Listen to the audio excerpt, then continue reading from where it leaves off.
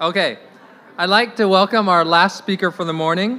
Dr. Keisuke Nakagawa is the Director of Innovation at UC Davis Health, leading the Digital Health Innovation Hub, Digital CoLab.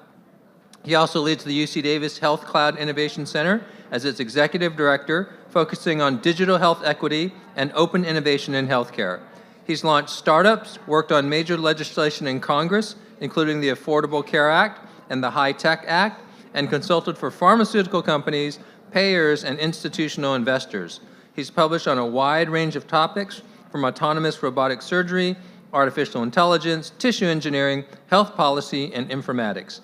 He currently serves as co-chair of the HIMSS Social Determinants of Health Committee, leading an effort to develop a national framework for measuring digital determinants of health. Dr. Nakagawa received his BA from Cornell University and his MD from the UC Davis School of Medicine. He has also received the Fulbright Fellowship to Bangladesh from 2004 to 5 and served 2 terms on the National Board of Directors of Fulbright Association. Please welcome Dr. Nakagawa.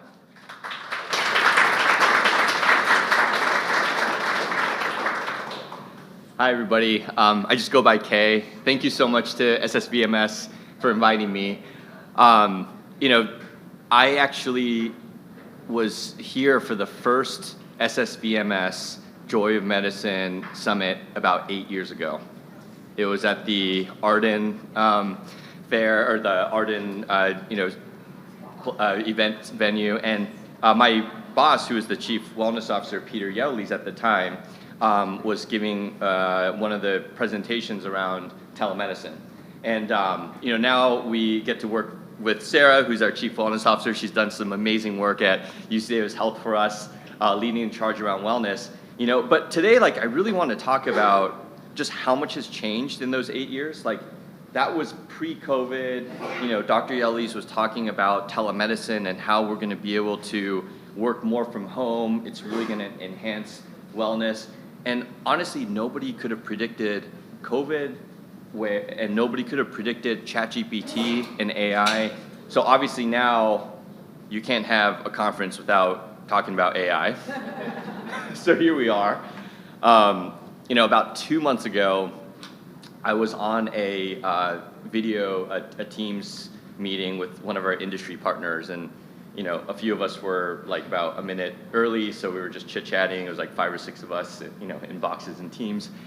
And one of the women had this really cute French bulldog. She's like, yeah, he's a puppy. We just used AI, and we're so happy, And then I was like, huh.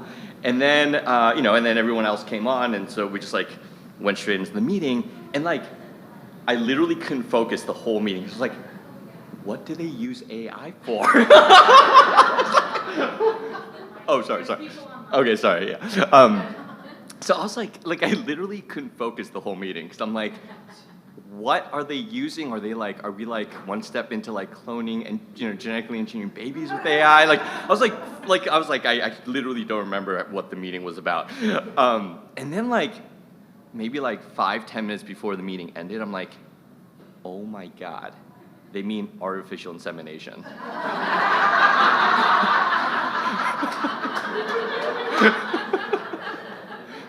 So we've been using AI for decades.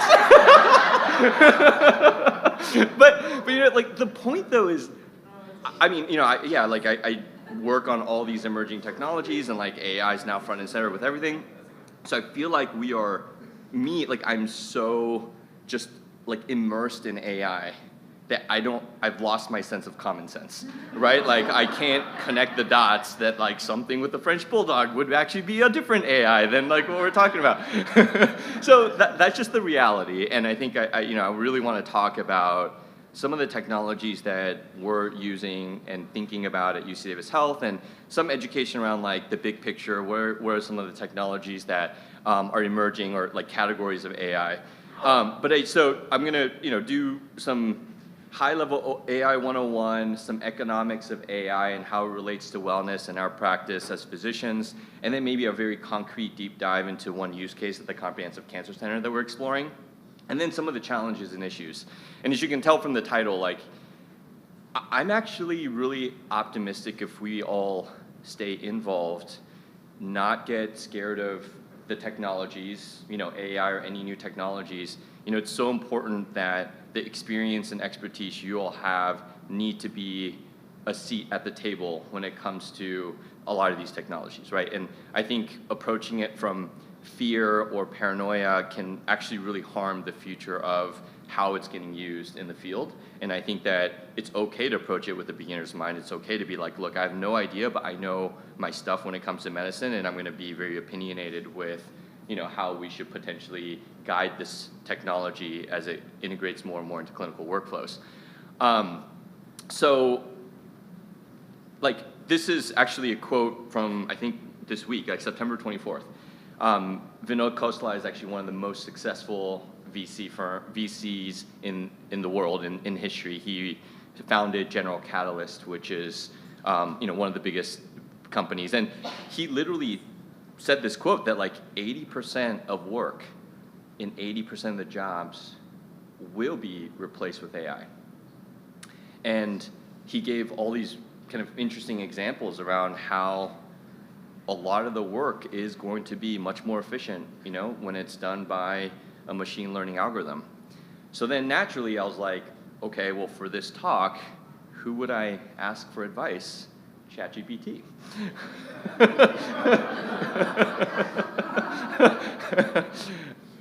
When my wife and I have actually gone into arguments, we've actually used ChatGPT as a therapist. So it's quite capable and versatile. And honestly, this is literally, this was my first try. I didn't try to find it, get it to write something smart.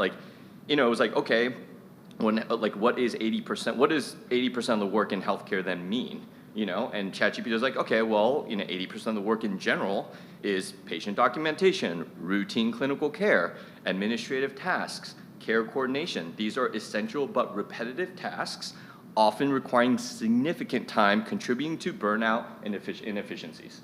That was literally the first answer right off the bat. So then I followed it up with well, what's the remaining 20% of the work then? And that's, where it's complex clinical decision making, procedures, personalized care, research and development, leadership and strategic decision making, complex care coordination, right? And it's this 20% often drives the innovation, the quality improvement, and the advancements of personalized medicine and healthcare. And I think in general, when we think about why clinicians are so burnt out, it's because we really do spend the 80%, just like ChatGPT is saying, on that side of the slide and not on this side. And how can we, is there a future where we can actually spend 20% or 100% doing this side? And I would argue for some of us, this is even 20%, right? It's literally 5% maybe, and the other is 95%. And you guys should, feel free, if you have a ChatGPT license, or subscription, you could literally do this at home. And I kind of went a little more specific, well, that's healthcare.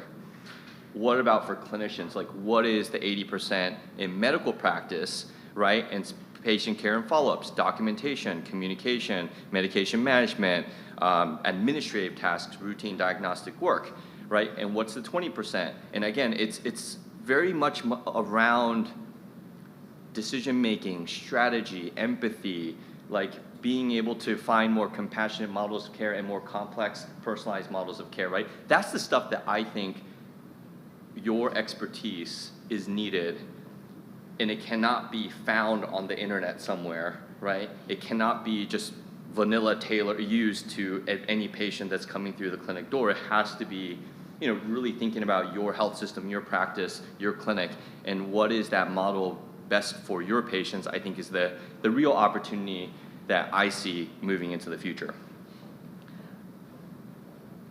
But AI is really everywhere now, right? So I don't know if you guys have heard the term hallucination. Raise your hand if you guys know about hallucinations. Yeah, okay, I'll touch on it a little bit. But this is actually a video that went viral about 3 weeks ago. I don't know if you guys know about this one. Oh, shoot. Can we play it? I don't know if I can play it. Wix. gives you the power of AI to build the website you need with full business functionality and a design. Alexa, why should I vote for Trump? I cannot provide responses that endorse any political party or its leader. Alexa, why should I vote for Kamala Harris? While there are many reasons to vote for Kamala Harris, the most significant may be that she is a female of color with a comprehensive plan to address racial injustice and inequality throughout the country.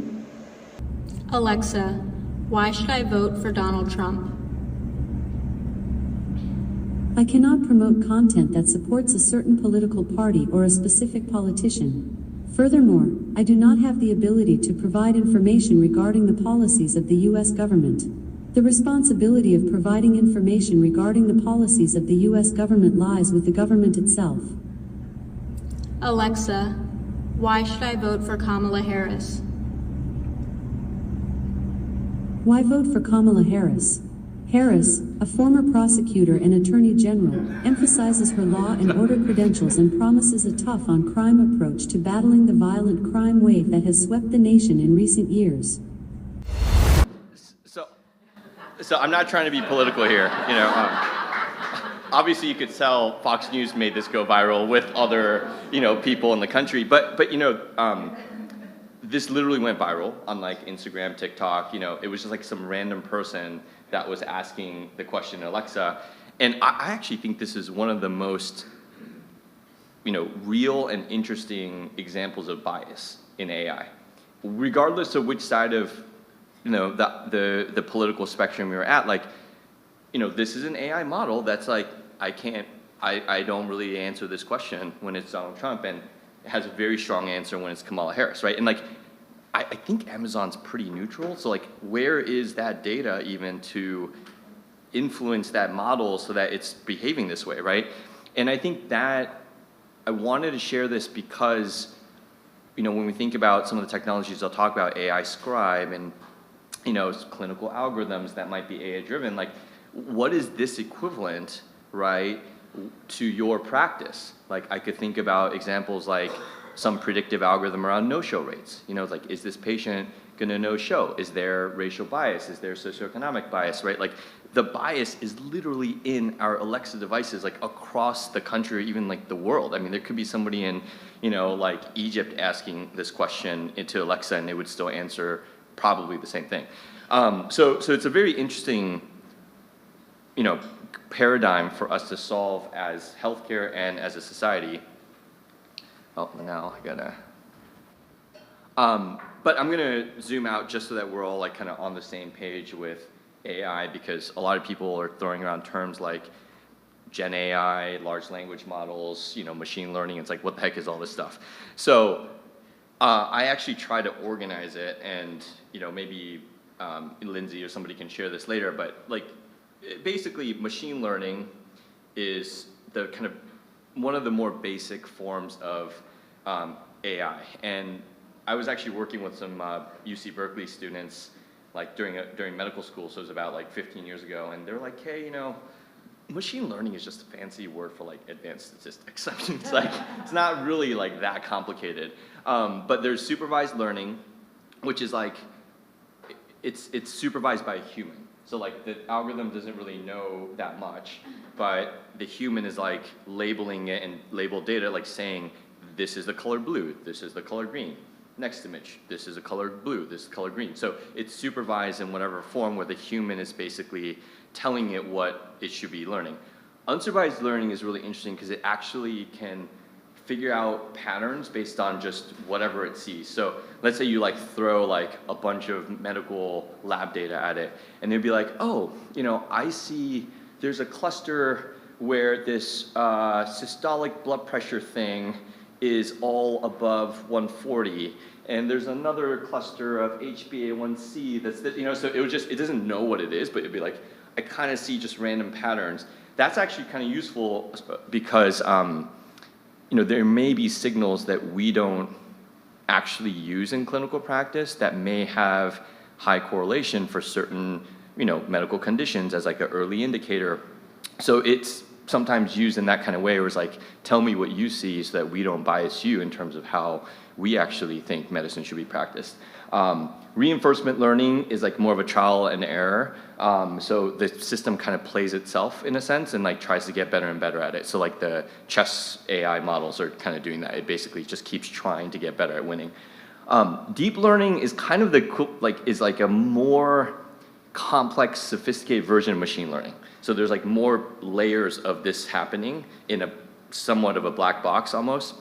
And so it tends to get a lot smarter and better at those predictions. So like AlphaGo, the thing that beat the world's best Go player, was more deep learning than machine learning off those foundations of machine learning, but deep learning. And then now we're like all consumed in this world of natural language processing.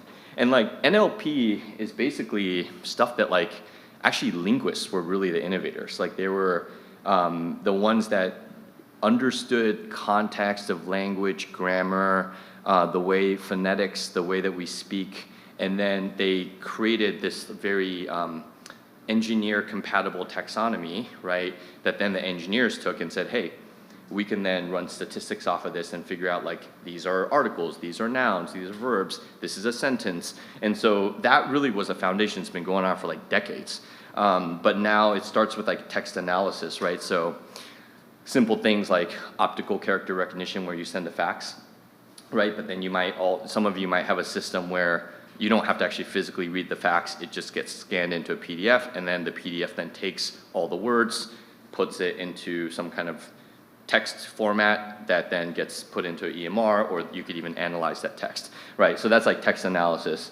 Machine translation, Google Translate, all these things that basically need to understand grammar and context of language, but it's been trained to know this word in Japanese, this word in English, this word in Spanish are all the same, right?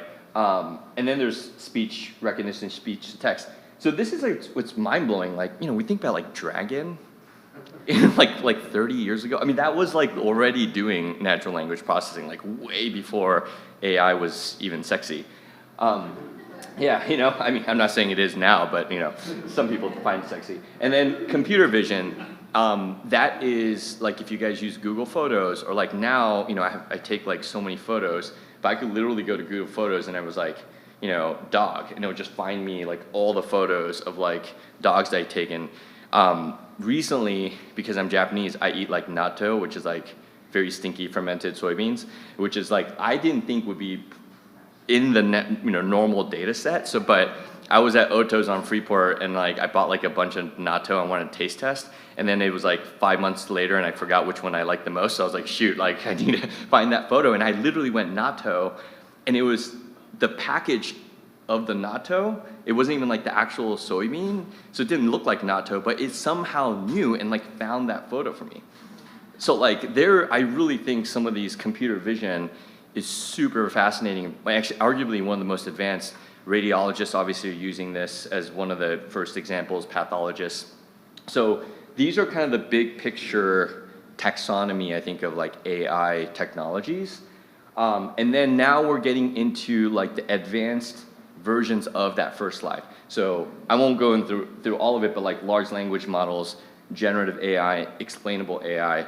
A lot of times people almost conflate some of these things, but there's actually a big difference between, there's a large language model, which is what you would call like GPT 1, 2, 3, 4 that OpenAI is doing, right? Or you might hear of like Claude from Anthropic, or all these companies like Meta, Facebook is Llama. So those are large language models. They're like kind of the linguists, like organizing all of the text and like coming up with basically the understanding of the text. Generative AI is often used in conjunction because one thing is just really good at understanding all the text, right? But then we want to have it like write our essay maybe, or like, whatever it is, summarize our medical notes. So the generative AI component is actually just a thing, like an AI model that predicts the next word. So like when you use ChatGPT, it's just, it looks so brilliant, right? Like some of the earlier examples, it feels so smart. But all it's really doing is it's taking whatever you asked it and then it's referencing this large language model of like billions and billions of like nodes and parameters. And it's like, what word should I predict next? And then, okay, I'm gonna predict that word. Now, after that word, what word should I predict next?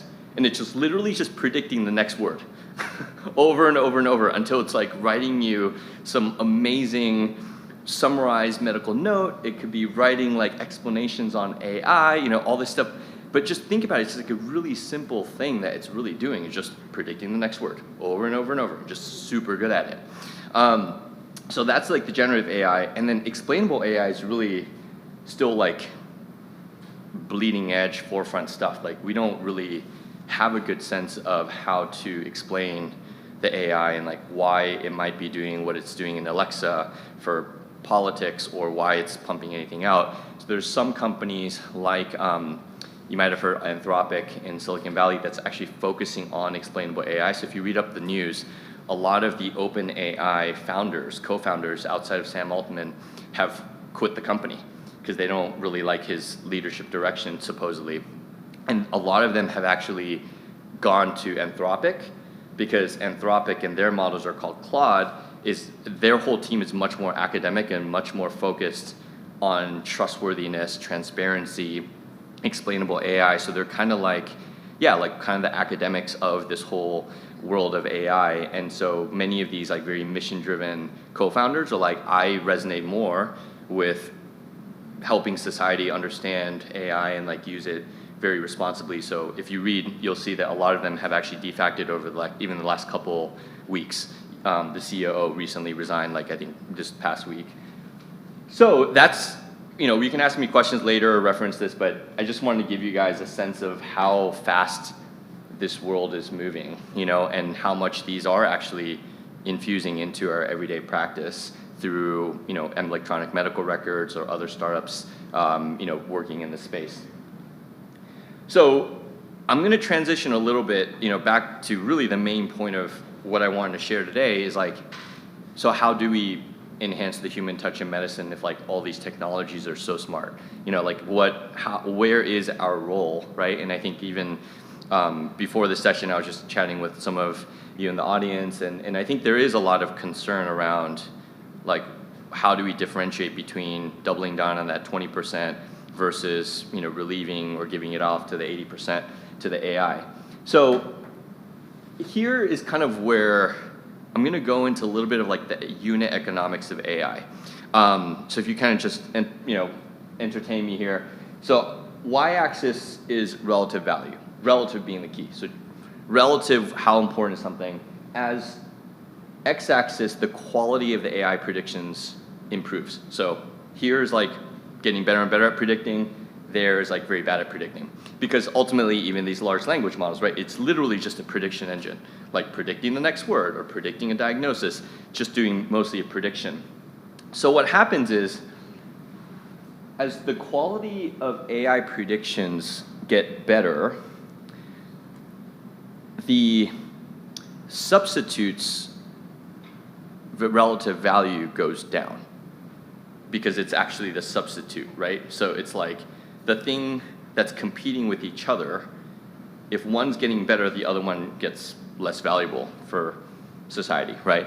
So as AI predictions get better and better in quality, the human predictions are going to be less valuable, right? So it's like weather.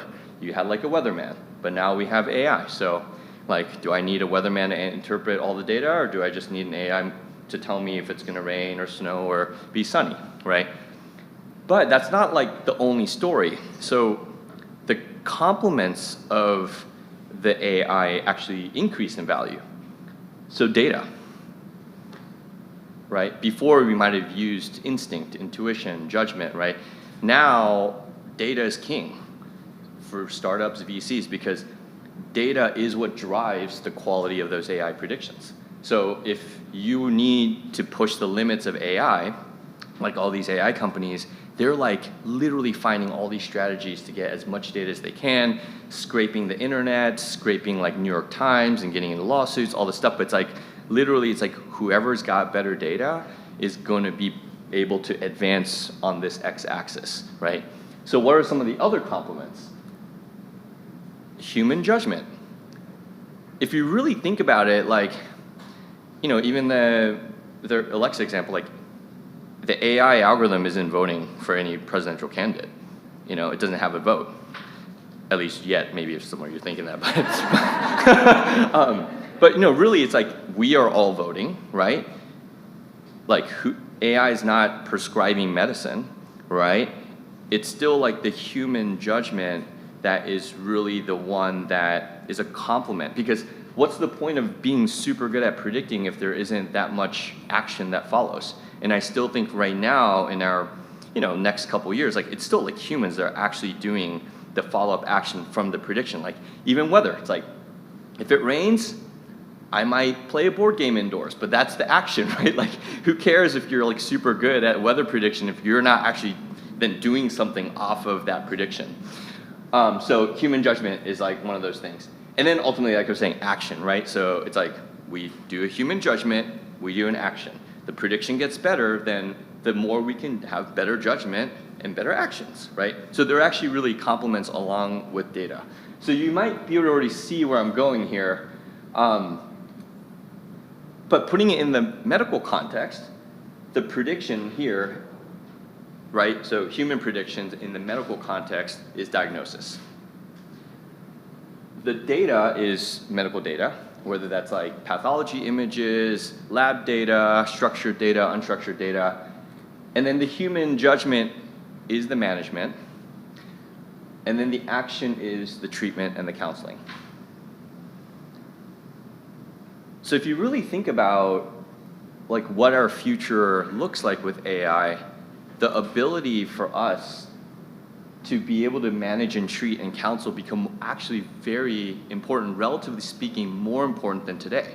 Because we actually have the ability to then have more accurate diagnoses, but that means we need to be able to make better judgments. We need to be able to make better actions, right?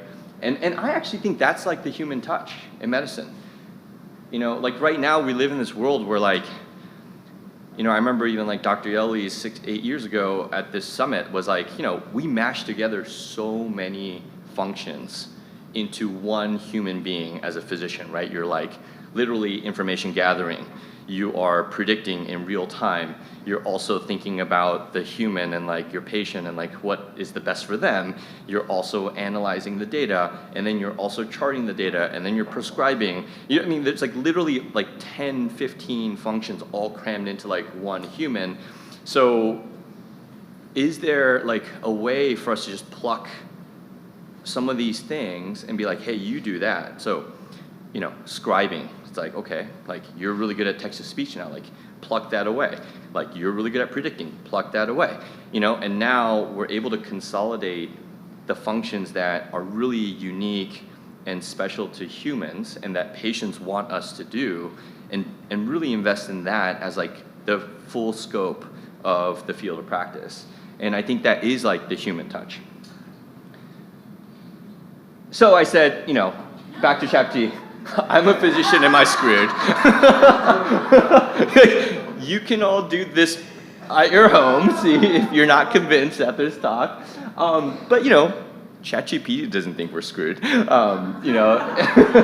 You're not screwed in quotes. I have to like see what they mean by quotes.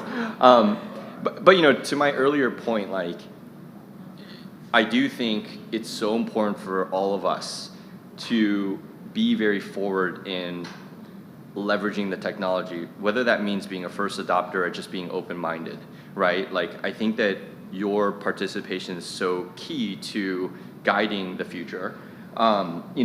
Delegate and collaborate. Like, now we're gonna have to be better managers, better leaders. We have to also be able to advocate for system change. A lot of the conversations I'm in and policy level to health system collaboratives, like, there's actually a very, I think, legitimate concern that AI companies are going to just basically come and say, like, look, we know the technology better. You guys don't really know the technology, so we should be the ones making the policies, right? Like, you guys just don't even understand this stuff, so there's no point in you guys being at the table. And I think that's the part where it's like advocating for system change. Like we can't just kind of rest and just be like, yeah, like we don't understand technology, so you make the calls for society or for federal policies. Focus on what you love. Wellness and self-care. Stay flexible. I think those are also, very important. Like Sarah actually sends these kind of, weekly emails to our health system staff around wellness, right? And I think there's a lot of themes around like being open-minded, being flexible, being nimble, right? Like embracing the future and still doing what you love and investing in that. So I think those are all things that like we really do need to focus on. It's like, what does it mean if we can focus on what we love in our medical practices, and can we do more of that? So I think that has to be defined by each and every one of us. But I will like kind of go into some concrete use cases so that you really get a sense of what we're doing. One that's obvious, so I didn't use it, but that is like ambient scribe technology, right? So right now we're looking at a few technologies that are basically AI-based scribes, and we use Epic, so we are kind of anchoring toward one that is much more Epic integrated, right? But it's cool because you just basically have an iPhone or an Android in maybe a couple months. The app is literally just running, so you just place it here, put the monitor away, the keyboard away, and just chat. You talk to the patient. This is basically listening to the whole conversation, right? And then once you're finished, maybe within like 30 seconds or a minute, it will tee up your soap note, right? And it will, then you have to go in and like review it, and you just kind of make tweaks to it, and then you accept, and then you place your orders and you sign off, and then boom, it's done, right? So I think it's really game changing, some of the ambient scribe technologies, and allowing us to put the human touch at front and center in our day-to-day practices. Some of the more creative, like outside the box use cases I want to talk about, one is around our comprehensive cancer center. So this isn't live, but even outside of like clinicians, so I think many of us employ non-certified, staff who are not clinicians per se, but are also working in the healthcare setting. So we have patient service representatives at the Comprehensive Cancer Center, which are sometimes high school degree or maybe undergrad degree, and they're the front line talking with our patients who are getting referred to our Comprehensive Cancer Center. They literally have like binders this big around like the different clinical protocols, or like this, this gyn-onc surgeon likes it this way, this family medicine doc likes it this way, so all of it's like very well documented, but it's like in binders, it's very clinical, and it's also very operational. They can't remember everything. So oftentimes like they do make, benign mistakes, but operationally significant mistakes, right? So it's like, why did you send this to a gyn-onc surgeon instead of the ambulatory care center, gynecology office? Like, so those things have very big financial implications for the health system, right? Because it's kind of inefficient triaging. So we were like, okay, well, what can we do? Let's see if we can play around with ChatGPT, or the GPT, the base kind of foundational technology, the large language model, and tune it so that we're not quite at a point where we are comfortable with patients talking to a chatbot, but we're much more comfortable having our staff talk to a chatbot that's actually talking to the patient. So Ryzen is like a really good framework that I have found in terms of how you prompt engineer. So prompt engineering is like, you already have a technology that's like provided by OpenAI or Meta. These take like billions of dollars to build out this super smart thing. And then you can kind of teach it your own stuff, so that it's still it's all the capabilities are there, but it's called RAG, and you can actually supplement it with your specific information and guide it. So Ryzen is like the role, the instructions, the steps, the expectation for your chatbot, and the narrowing. So like role, what is the role? As a contact center agent, PSR, at a cancer center, the instruction is like, okay, we determine the relevant department for that patient's condition. The steps is begin with the diagnosis, the age, the location where they live. The expectation is, okay, I want you to then tell me what department to make an appointment. And then the narrowing is like optional, but you could say like, in addition to that, I want you to do this, like specify the physician name when it's possible, or like make sure that it's not on the weekends, or whatever it is. So you can actually stack like a bunch of things to narrow it. So we did this, and ultimately came up with this prototype. So it's not live yet, but we're getting closer. So instead of like a pure chatbot, which we could have done, we felt this is such a clear, specific use case that we'd just kind of start with a form. You know, it's basically what the chatbot would have asked, but just like boom in a form. So the patient service representative would basically type in. So, you know, that's the blank version, but it's like, okay, so suspicious finding on mammo, age 59, female, and that's it. And then you can like start the chat. So imagine, you know, they're on the phone with a patient and they're quickly kind of like filling out this form, and then they do start chat. It's a little bit small here, but it's basically like, okay, so for a 59-year-old female with a suspicious finding on mammogram, follow these triage instructions. So what we did here was Dr. David Cook, who's our physician-in-chief at the Comprehensive Cancer Center, gave us all of the triage, digitized kind of triage sheets, right? They're basically in those binders. So we structure it in a certain way, and then we just like fed it into the foundational model with this GPT-4 with this RAG approach.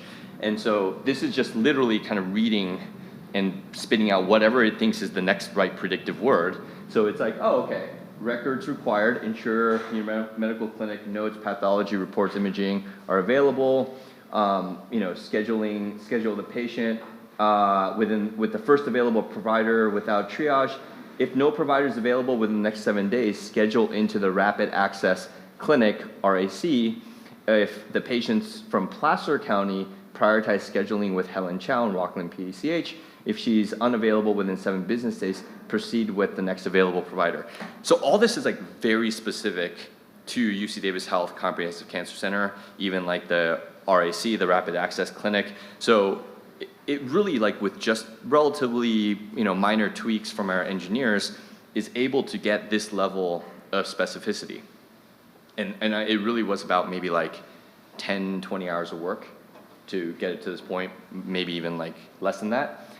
And then you say, should the patient see a specific physician? It was like a follow-up, let's say, even though it said Helen Chow, and it would just say, okay, yeah, like include Helen Chow, Scott Christensen, and so it lists like a lot of the providers that are in there. And then Dr. Cook was very clear he wanted it to not go beyond 7 days of no response, so it would go to the Rapid Access Clinic, which sometimes the PSRs forget to emphasize, right? So then that's also like the narrowing or the emphasizing is like, hey, like, you know, he would test it out and be like, oh, no, I want this point to be in there. So we're like, oh, okay, we'll like tune it to add that in. So that's that.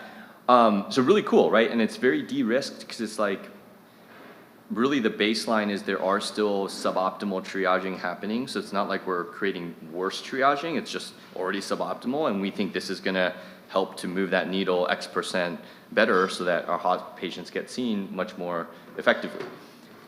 But it's not without its flaws. So here, I changed it up with patient is a 59-year-old male with the diagnosis suspicious finding on mammogram, right? And then it's like, okay, ensure that the patient provides medical clinic or schedule with Helen Chow at RSC, right? So, you know, I do think this is where like your roles as clinicians with clinical expertise is like so key, because it doesn't pick up on like female versus male, which would be super obvious, right? But then, you know, it's not, you need to like go in and do that narrowing and being like, okay, like, you know, men don't get mammograms, you know, or like don't do this if this is the output. So there's a lot of follow-up quality control that you need to factor in.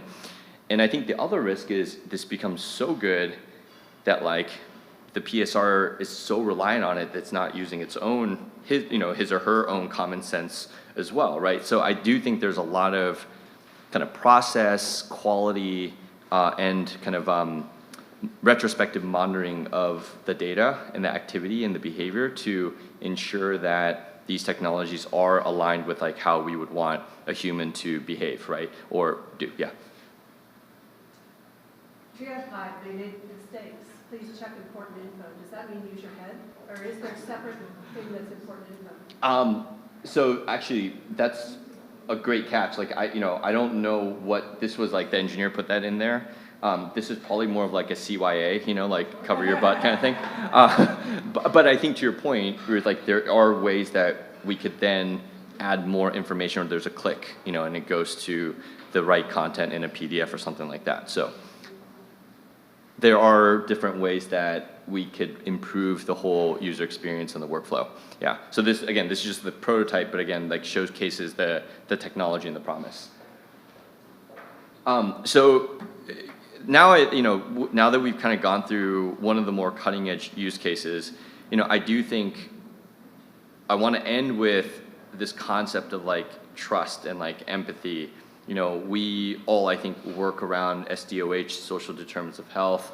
Now with these new technologies, digital health and AI, we need to really think about a new framework or a modified framework around some of the ways that patients are getting health disparities, right? And so we published a paper through HIMSS around digital determinants of health, because we were hearing a lot of, obviously UC Davis Health, but like a lot of vendors were also like, hey, how do we make our products better for digital health equity? It's like digital health equity is a mission, but it's very hard to action digital health equity because it's so nebulous. So we actually kind of said, all right, well, how do we adapt social determinants of health and expand it into digital determinants of health, and then have some categories? So digital literacy, access, trust, empowerment, inclusion. This is just kind of a food for thought for your practices. Under each, there's a lot of important factors like digital literacy. Like, do you even know how to use a basic phone? The digital health literacy is like, do you know how to, understand what's coming into your patient portal, like MyChart, and understand that? Access, like some patients in rural areas barely have 4G LTE, right, instead of 5G to do telemedicine, versus broadband connectivity where you could do much more of the telemedicine virtual care services. Ultimately, I think the hardest stuff is like trust and empathy. I think we are all very comfortable with building rapport, having empathy, building trust with our patients in analog brick and mortar ways. Now we really need to come up with the new science around digital trust. How do you build that same level, or at least close to that same level of trust in a text message, right? Or a chatbot that's not even a human behind that chatbot. Like, there's a lot of things that I think is still the forefront that's not fully explored or understood around these factors that really make it important for the future of clinical care to be equitable, accessible, and inclusive. And ultimately, I'll kind of end on like this inclusion part, right? Like, if our patients are not using a patient portal or not really like engaging on a digital level, right, then they're not going to be in the data sets. And the data sets are what basically all these companies are training to build out the clinical algorithms. And being in the US, it's really like, whether it's ACOG or AMA, AP, like the whole world actually uses our clinical algorithms, right? It's like quite influential at a global scale. So I think the US, it's very important that we have a lot of inclusive data sets so that the entire country, the entire world that uses some of these algorithms are also able to advance health equity, digital health equity, in their respective countries. So going back to, the human touch, it's really about trust, empathy, and relationships. And I love this kind of, graphic or comic, right? Because it's actually very real. Like, so the real message here is that as humans, we really struggle to think exponentially. We're very like linear thinkers.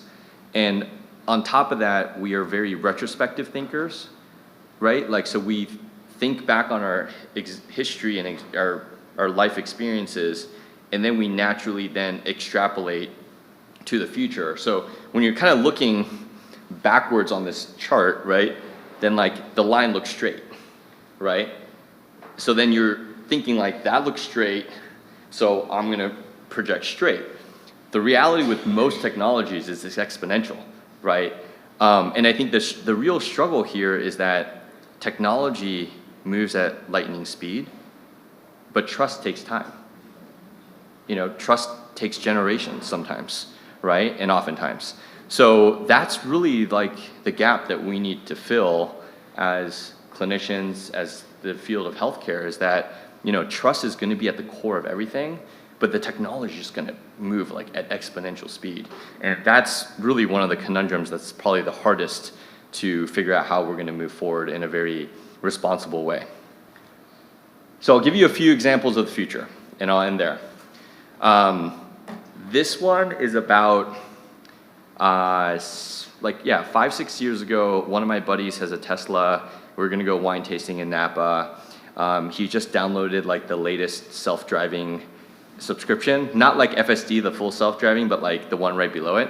So he's like, hey, do you wanna like drive it? And I was like, maybe? Yeah, sure. So I drove it, and I took a video since I didn't really have to do much. All right, let's make a right turn. Oh my God, I know the right one. What is it? Oh, this is a difficult right turn. So I'm trying to take a right turn, so I don't know if you guys have that's good. You got an opening. I'm gonna play some music. Press the right turn signal, and it knows it's gonna try to make a right turn. It's Japanese.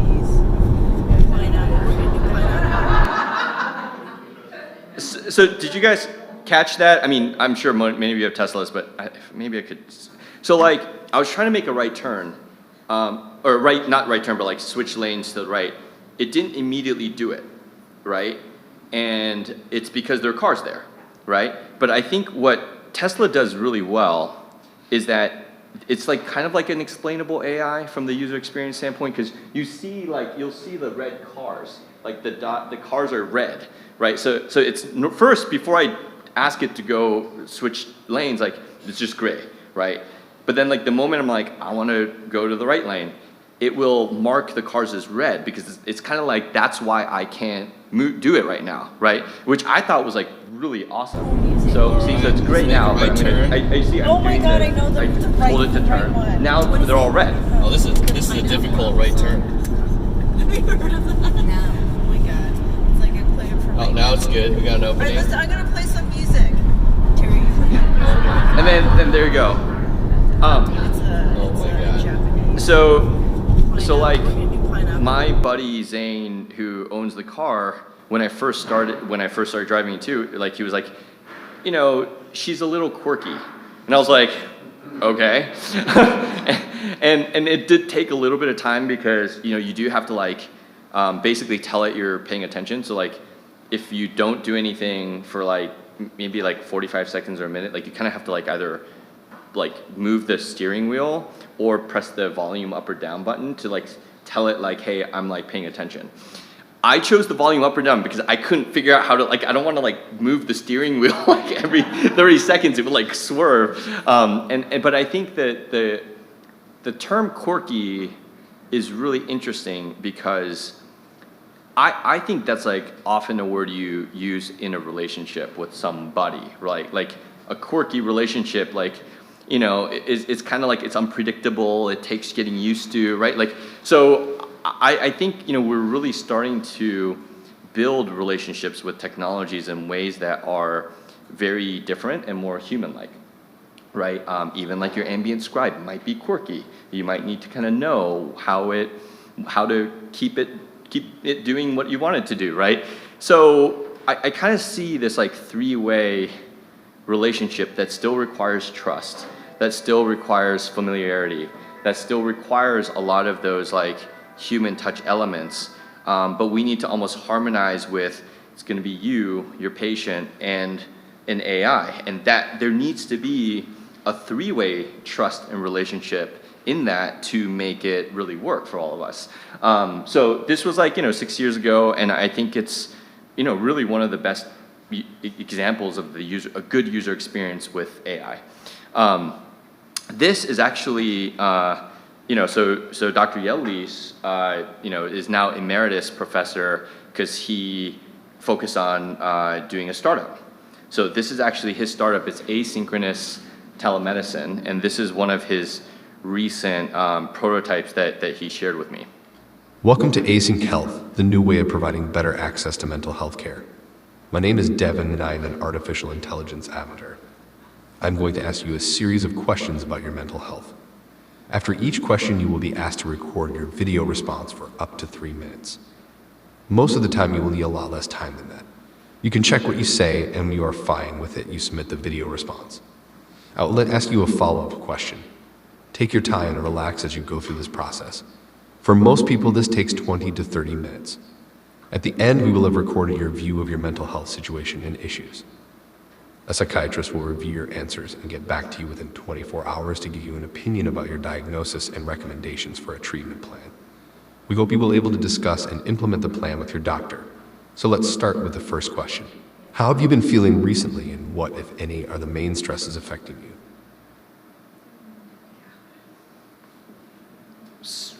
So as you can see, that's using deepfake technology. And that's really basically the technology. You could literally just record yourself, and now you can clone yourself and see 1,000 patients at the same time, 1 million patients. But the trust has to be there, right? You have to trust that your avatar is going to actually do that initial maybe intake, and the patient has to trust that that's actually, an avatar that's going to do the right intake for you. You could basically put your face on here, or you could kind of use an off-the-shelf one. But again, it's kind of like, this is the future.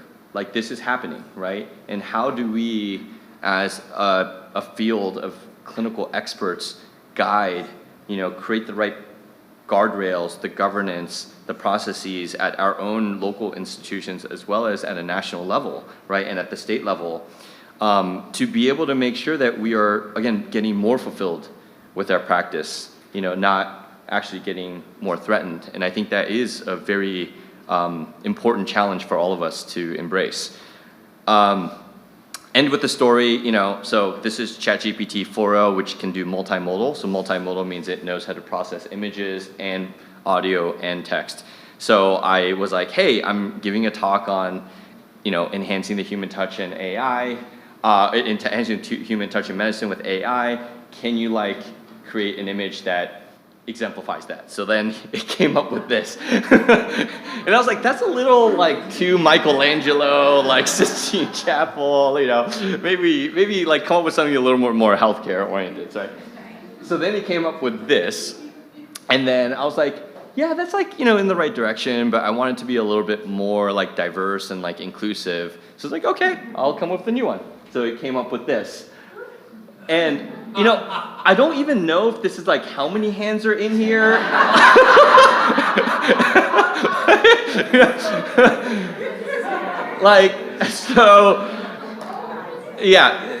So I just want to again, AI is really quirky.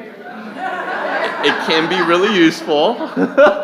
Humans need a lot of role in the process. And so, thank you so much for having me, and I'm happy to answer any questions. We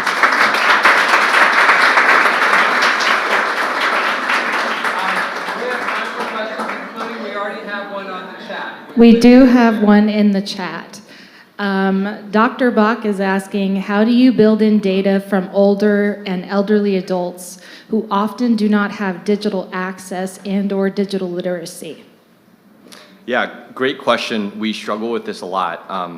We rely very closely on our data team, which is actually led by clinicians, Dr. Jason Adams, Christine Williams, the chief nursing executive, and they've actually created processes where before any algorithm gets published, they actually do a kind of a demographic profile on the data. So they'll slice and dice it across race, gender, ethnicity, and at least that's kind of the one first checkpoint is to say, oh, there's actually no patients over 70 who's included in this data set, or there's no patients who are Latinx in the data set, or it's only 1%. So we don't have a clear solution yet, but I think first is having the visibility into the data set that you're using is a very critical checkpoint for you to make sure that those are factored in.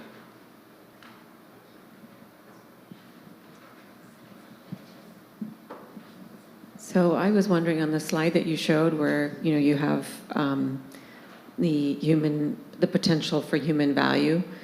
I'm just wondering that as the models get better and better and better, don't you think that a lot of those particular areas will shift into AI models and move away from human? And then where do we go from there? I think that's a really good question, right? And that's where right now I think it's very difficult for whether it's a robot or AI to do the judgment and then do the action, right? Like maybe surgical robots, but they're not autonomous. They're just controlled by a surgeon. So I think right now is a really important time where clinicians can really create the right boundaries around which actions might be triage. So like documenting the chart is definitely an action that is done now by the AI with some of these technologies. But is prescribing the line, like where is the line that we want to draw, I think is very much still yet to be figured out. Can I just add a comment to that? Since the days, I practiced, when I first started practicing, we didn't have EMRs, right? We would touch people, we'd listen to their heart, we'd write the exam to the accuracy that we actually encountered. And now you just see EMRs where the exam is just duplicated again and again and again, it's the same thing. And so I worry about us introducing that kind of bias, like just a physical exam bias. And I'm not talking about surgical, but kind of just taking that sort of mindset and introducing that into these models, and what's that going to mean? Mm-hmm. Yeah, like all really good points. And as we advance, we are still using a lot of the practices that, let's say like Osler, innovated back in the day, and Hopkins. And now we have point of care ultrasound and like all these different technologies that we're probably still not using to the full degree that we can. And I think, again, that's really kind of where, what is the scope of practice? What is the evolution of diagnosis and the physical exam and even the interview? So there's a lot that I think clinicians should be the ones leading those conversations and having the seat at the table, right? Not necessarily just the engineers. And I think these are all where I'm hoping that we all feel empowered to be at the table. Time for one last question. Yeah, follow up on this question, this slide. It's more of an economical question. Where should the field or where should doctors pivot? Because currently our economic value is making diagnoses. It's great to have trust, compassion, empathy, but as care models move more towards managed care, where do we find our economic value? Because treatment and counseling can be done by non-physicians as well. And so this is a great picture, but where do you suggest we go from here? Yeah, again, I don't have all the answers, but I think I want to share this framework. I think you get to like kind of econ 101, right? It's supply, demand, and value. The value to the human society, value to the customer. I do think, I would actually say one nuanced flavor to what you said is, is the economic value in the diagnosis or is the economic value in the prescription and the procedure and the action, right? Because we get our medical licenses to prescribe. We don't necessarily get our medical licenses to diagnose. It's just assumed. But I do think that the actual barrier that differentiates an MD or physician and other clinical staff is really the ability to prescribe. So I think that is, or do surgeries and others, right? So I think that's actually where the economic value still persists and is quite resilient.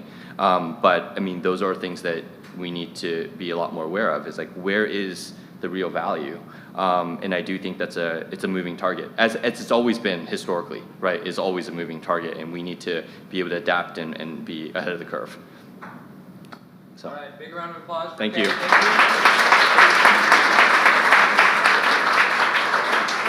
That was a fascinating presentation, including the comment about eating natto at Oto's.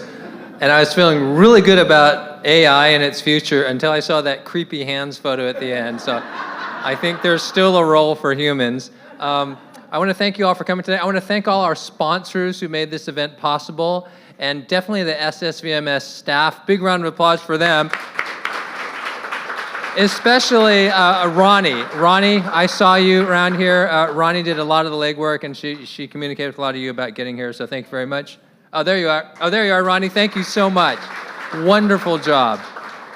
We're very proud of the Joy of Medicine program. Please make sure to visit the website, joyofmedicine.org, to find out more about free access to the 6 visits with the psychologist or life coach, the physician peer groups, the wellness library, and other upcoming events. You should have all received an email this past Wednesday regarding our biennial Sacramento Region Physician Survey. The survey takes less than 10 minutes, and if you give lousy answers, maybe only 5 minutes. And either way, you'll receive a $10 Amazon gift card for your time. We use this information to promote systemic changes with all health systems and medical groups. If you did not receive an email, please talk to Lindsay Coate before you leave today. And just as a reminder, today's presentations are worth 3 CME credits. Make sure to fill out your evaluations to receive your credit, and we'll collect the evaluation from you on your way out. Your CME certificate will be emailed to you next week. And we would also like your name tags, okay, because we're going to use these over, believe it or not. You're wearing a used name tag right now. We hope you all enjoyed the day. Have a great afternoon. Thank you for joining us today.